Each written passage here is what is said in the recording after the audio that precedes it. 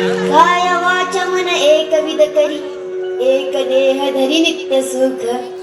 अनेकत्व सांडी अनेकत्व सांडी, तेच आहे ब्रह्मांडी रूप तुझे.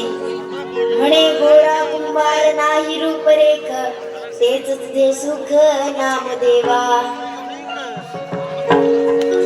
विठ्ठल विठ्ठल विठ्ठल विठ्ठल विठ्ठल विठ्ठल विठ्ठल विठ्ठल. या मंडळी, अगदी योग्य वेळी आला.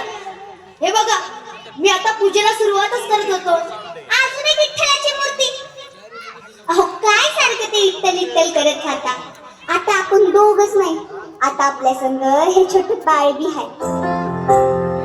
तेव्हा थोडा लक्ष कुटुंबाकडे बी द्या. म्हणजे हा जगनियता विठोबा आपल्या कुटुंबाचा भाग नाही असं म्हणायचं आहे का तुम्हाला? हा विठोबा हेच आपलं कुटुंब. अहो पण या कुटुंबात बाकीची मंडळी आहेत की नाही?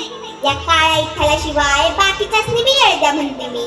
सारखं आपलं ते चक्र फिरवायचं, नाही ते त्या इठ्ठलाची पूजा करत बसायची. दुसरा उद्योगच नाही. हे पा, तुमचा विठुरावर उगाचच राग आहे. तो या जगाचे चक्र चालवतो, म्हणून आपल्यासारख्या मातीच्या गोड्यांना आकार मिळतो. सगळी त्याची कृपा आहे. माझ्या आयुष्यात तुमच्यासारखी पत्नी येणे, आपल्या दोघांच्या संसाराला याची मुकल्या गोंडस बाळाच्या रूपानं सुख येणे, ही सगळी त्याचीच कृपा. मग त्याला विसरून कसं चालेल? हरकत ना, त्याला इसरा असं कुठं म्हणते मी. पण त्या छोट्या लेकराकडे जरा लक्ष द्याल की नाही?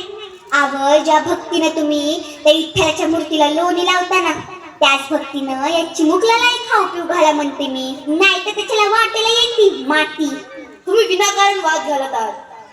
हे बघा, मी धुणं भांडी करून इरीवर जाऊन पाणी भरून येते. तवसर चक्री लक्ष ठेवा. आणि हो, मी येईपर्यंत त्या विठ्ठलापाशी जाऊ नका. नाहीतर माझं पोर बसायचं रडत आणि तुम्ही बसायचं भजन करत. आले मी. श्री हरी विठ्ठल. काय बोलावं हिला? खर तर मी पूजा करावी म्हणून सगळी तयारी ही करून देत असते, आणि आता विठ्ठलाला रागही भरते. विठ्ठला, तुझे भक्त सुद्धा तुझ्या कारभारा इतके सणाचलने आहेत बरं का? चला आता तुम्ही इथे बसा बरं, आणि आई येईपर्यंत शांत राहायचं, त्रास द्यायचा नाही. आपण दोघं मिळून विठ्ठलाची पूजा करूया. मी तुमच्यासाठी काही मातीची खेळणी बनवून ठेवतो, पण त्याआधी माती भिजवायला हवी.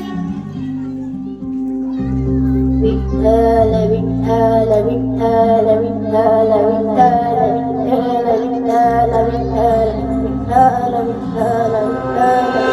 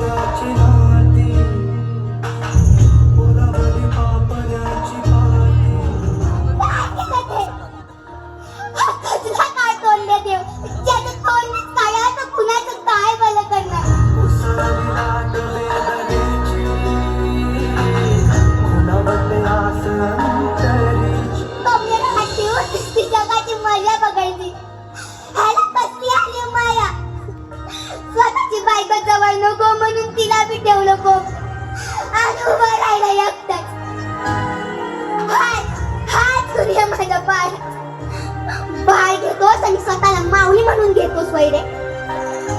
या दगडी मूर्तीने तुमच्यातला बापाचा सुद्धा दगड केला. माझ्यावर विश्वास ठेव. ते काय झालं, कधी घडलं याची मला काही कल्पना नाही.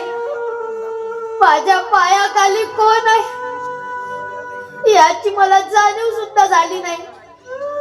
स्वतःच्या लेकराचा जीव घेईल का? नाही, तुम्ही जीव घेतलाच नाही. योच आहे बापाचा धनी. विठ्ठला, हे काय आखरीत घडलं? भगवंता, कोणत्या बाबाची बळ बघतोय आम्ही? असा खोपलास आमच्यावर. गोप करतोय आमच्यावर. आता एका माऊलीचं खोप काय असतो हेच तुला दाखवतो. आता याला इथे ठेवायचं नाही. आता याचे तुकडेच केले पाहिजे. खबरदार मला स्वच्छ कराल तर. विठ्ठला, विठ्ठला, विठ्ठला, विठ्ठला. अजून मी त्या क्रूर विठ्ठलाचंच नाव घेत आहे. जगात कोणी याचं नाव घेणार नाही असा शाप आहे का आईचा या जगाच्या बापाला. असा अनर्थ करू नकोस. उठ पोरा, तुझी भक्ती, श्रद्धा, तुझा आढळ विश्वास पाहून आम्ही प्रसन्न झालो.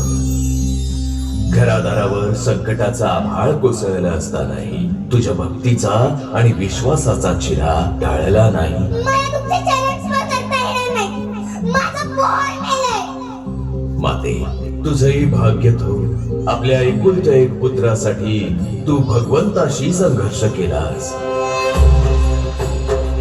मग तुमचं दुःख मला कसं पाहावे बरे? तुमच्या भक्तीचं महात्म्य जगाचे नियमही बदलतील.